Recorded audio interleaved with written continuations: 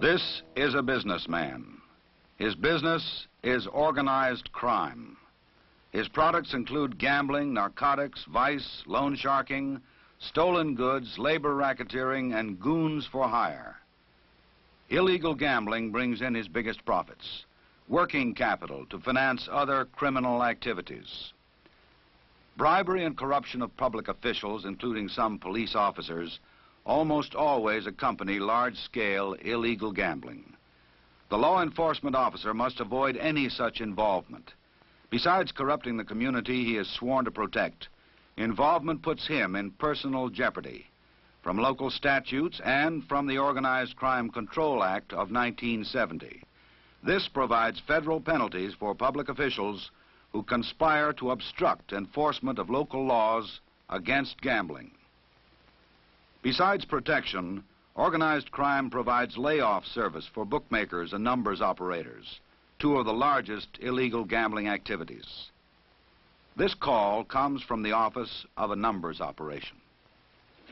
The office manager may be called a controller, the office a drop, checkup, or counting house, the clerk's inside men, varying with the locality.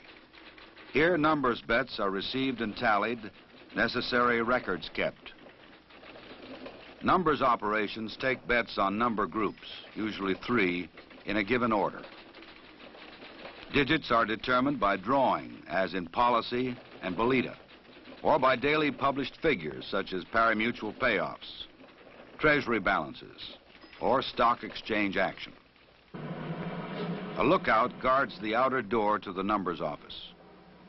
But this and the other elaborate security precautions are no match for good police work. A stakeout team has had the building which houses the numbers office under visual observation. Binoculars pick up significant details of visitors and their cars. A telephoto camera records any suspicious activity to be later used as evidence. From this command post, the officer in charge maintains radio contact with other police units, prepared to coordinate the coming raid with citywide arrests of numbers salesmen. The numbers salesman is usually called a writer. He may work a regular route or from a fixed place of business. Most of the bets are small, but the day's total will be surprisingly large. The marker lists the 3-digit number and the amount bet. Markers are prepared for secure delivery to the pickup man or runner. But numbers sellers need customers. They cannot long remain unknown to the police. Winning numbers are called hits. The rider pays off his few lucky winners. The payoff on a straight 3-number bet runs from 400 to 600 to 1. Smaller odds are paid on cut numbers, those heavily played because of superstition or other reasons. Correct odds should be 999 to 1. This differential leaves a small percentage for the rider. Huge profits for the numbers operation. The temporarily happy winner is not the target. The stakeout waits for bigger game. The runner works for the office or bank that owns the numbers operation. He controls as many riders as he can handle. He makes his pickup like an ordinary customer to avoid detection. This time it doesn't work.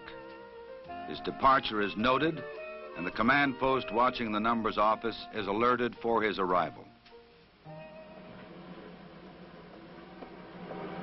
The runner reaches the innocent-seeming outer door of the numbers office. The lookout's signal clears him through the secured door inside. Unit 5, take the lookout as planned.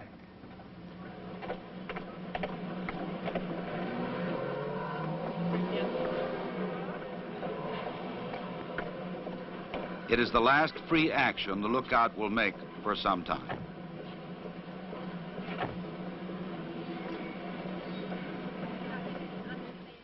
The heavy door with its alarm system is opened for the runner, bringing in the last of the day's bets. The cash has probably been routed separately to another location called the bank, headquarters, or clearinghouse. The clerks have run up the totals, and the controller is ready to make any necessary layoffs on heavily played numbers through an agency of organized crime. A pari-mutuel payoff at a distant track determines the final digit of the winning number.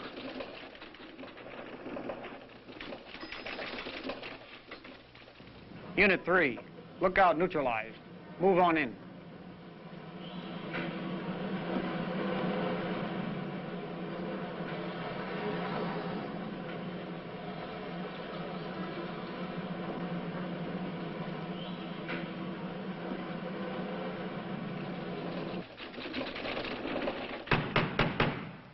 Police, we have a warrant.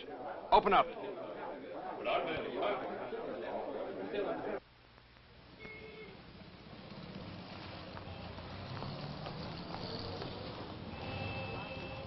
Police, open up or we're coming in.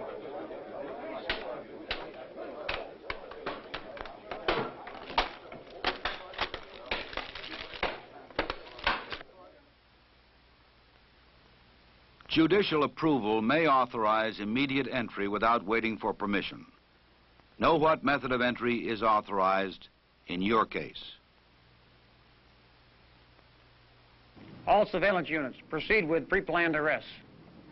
When there is no longer danger of premature tip-off, the small fry of the numbers operation are arrested. With the subjects from the numbers office on their way, detectives are collecting, identifying, and preserving the evidence, some of it partially burned but salvageable by good laboratory work. The patrolman guarding the rear exit during the raid brings in the important records that literally fell into his hands. Usable evidence results from good police work, planning the raid for maximum evidence and for swift entry to prevent its destruction. Effective, uncompromising law enforcement can make numbers operations increasingly hazardous and unprofitable. Illegal dice or card games and gambling casinos are often linked with organized crime and the corruption which is its trademark. Gaming may be found in the plush, legalized gambling casinos of Las Vegas. It may also be found in illegal floating dice games, often set up in hotel or motel rooms for their one-night stands. The equipment can be transported in a suitcase.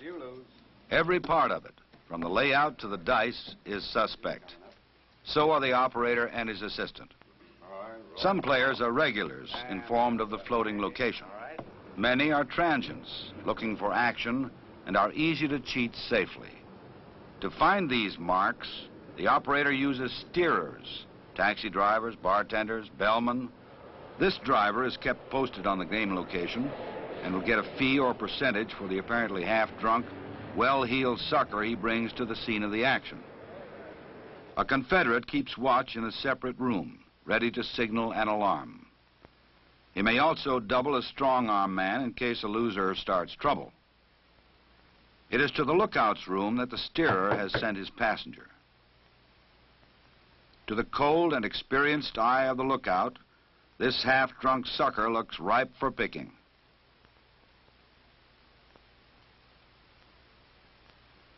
He gives him the room number of the floating crap game and signals the operator to expect him.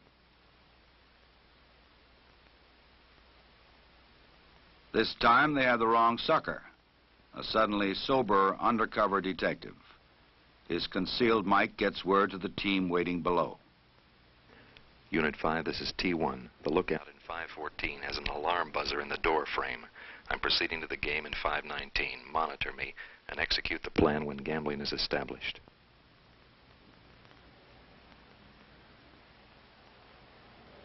Unit 5 to all units, proceed as planned. Come on. That's 10. Easy for you. Do it the hard way. Hard way. Do it the hard way. At that time. 9. Right back. Come on. Come on. 2 5. 12. 10 right back. 2 5. 2 5. Yeah. Little 10. 7. Beautiful. How about some chips? Chips. I have a little chip. What's that worth? About $20. About 20. Take a big 20 there for you. Go. A little chip. All yours. Hey, here we go. Here we go. Here we go. How they run it? 10. What's the point? What's the point? 10's a point. 10's the point. 10's the point. 8. Okay, baby. Okay. Okay. Let's go. Come on there. That's 4.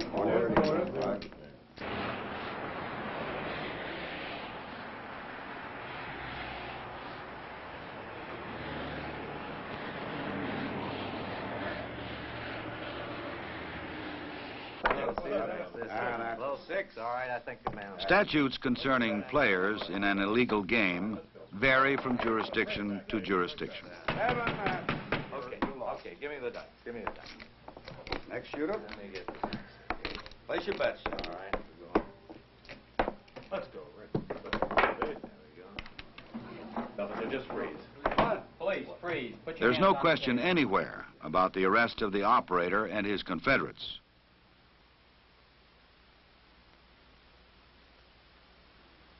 Besides police testimony, the case will depend upon the considerable amount of physical evidence and its nature. It will be carefully identified, marked, and preserved for the trial. Good police work by an undercover detective has put this illegal gambling operation out of business. Bookmaking is a most profitable enterprise for organized crime, which provides two essential services to the individual bookmaker: laying off his bets and furnishing the information he needs to calculate his odds. The largest amounts of money are bet on sports events: football, basketball, ice hockey, and baseball. Horse betting, once the bookmaker's standby, is next in volume. A successful bookmaking operation depends upon rapid relay of odds, line information, and results. Expert sports handicappers, often employed by organized crime, provide the analysis upon which odds are based: team and player records and condition, location of the game, probable weather. The bookmaker uses long-distance phone to get this information, fast and frequently. He also makes out-of-town calls to the bankers of organized crime to lay off his bets and keep the book in balance. So that these incriminating toll calls are not charged to the apartment he rents for a few hours each day, he has attached to the telephone an electronic device, the blue box. Like all evasive devices, it violates telephone company regulations. The blue box circuitry permits the user to make toll-free, unrecorded, and untraceable calls wherever direct distance dialing is available.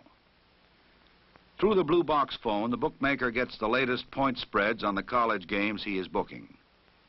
On football or basketball, the bettor usually wagers $11 on a pick'em basis to win 10. Point spreads reflect the handicapper estimate of the competing teams. Baseball bets are usually placed at varying odds, based upon the pitchers for the day, as well as the team record.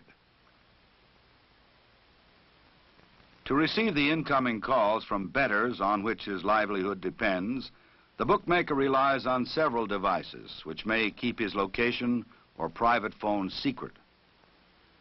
One is the backstrap, a simple circuit which connects the bookmaker's unauthorized extension to an authorized and listed telephone at a nearby but separate and clean location. Another way to prevent his incoming calls being traced or his location revealed is by installing a black box, a somewhat more complex electronic device. It absorbs the electrical impulses on incoming calls so that they do not record at the telephone company's central billing equipment. This bookmaker, however, uses the more sophisticated cheese box to conceal his location and private telephone number. He maintains a private phone elsewhere than the apartment from which he works, with a number known only to him. He keeps an open line from his apartment to this phone at prearranged hours known to his customers. They have a different number to call, connecting them with still another phone, which may be in an empty room or other clean location. This call is switched through the cheese box to the bookmaker's private phone, also in a clean location. Then, during the hours that he monitors this phone from his apartment, he can converse with the customer, who has called an entirely different number to reach him. Other elements in the elaborate screen of deception may be markers or records on instantly disposable water-soluble or flash paper. But even the tightest screen will not shield against vigorous and uncompromising police work. Informants are a prime source for discovery of illegal gambling. They may be on a police payroll, regular bettors, competitors, or disgruntled employees. This is a housewife who has discovered where most of her husband's paychecks are going, betting on sports. She gives the detectives the accommodation number that she knows her husband calls to make wagers. Even then, it is not easy to find the bookmaker's actual location. The telephone company will aid in tracing it through the maze of electronic evasion.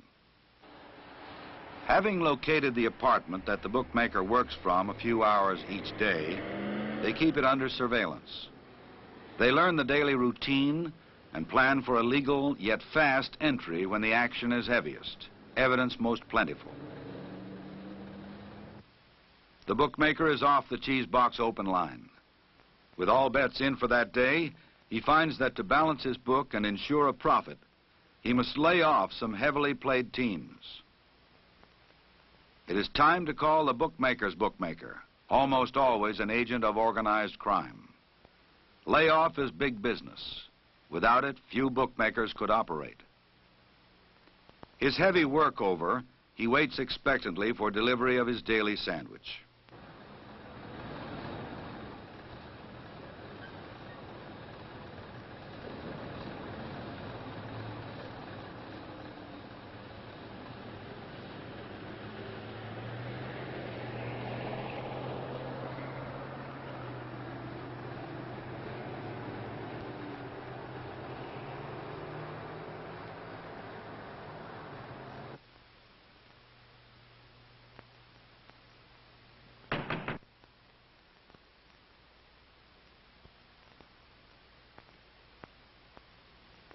Information leads to investigation. Investigation to surveillance. Surveillance to apprehension. It pays off. Armed with a warrant, police planned their raid when the maximum evidence would be on hand, and with minimum chance for its destruction. There is no cooperation from the bookmaker, but their continuing investigation will uncover other evidence. The unauthorized electronic equipment, the testimony of the not-so-innocent owners of the apartment. They find the water-soluble paper on which the bets were written, and a little black notebook listing the bookmaker's layoff and line odds sources. They lead directly to organized crime. Without organized crime to bank numbers, lay off bets, protect gaming, and bribe some officials and police officers, illegal gambling could be stopped. 2 gentlemen from the FBI to see you, sir. You, the officer, must be aware of the connection between illegal gambling and organized crime. Only honest, aware, and informed law enforcement officers can bring the organized criminal before the bar of justice. Only incorruptible, impartial, and stern justice can make him pay for his crime. You must be informed on the major types of illegal gambling, their MOs, and the applicable gambling statutes in your jurisdiction. You must be trained in effective techniques to discover the illegal gambling operation through informants, observation, and investigation. To follow the operation as close to the top as possible. To plan the arrests so as to acquire and preserve the necessary evidence for conviction.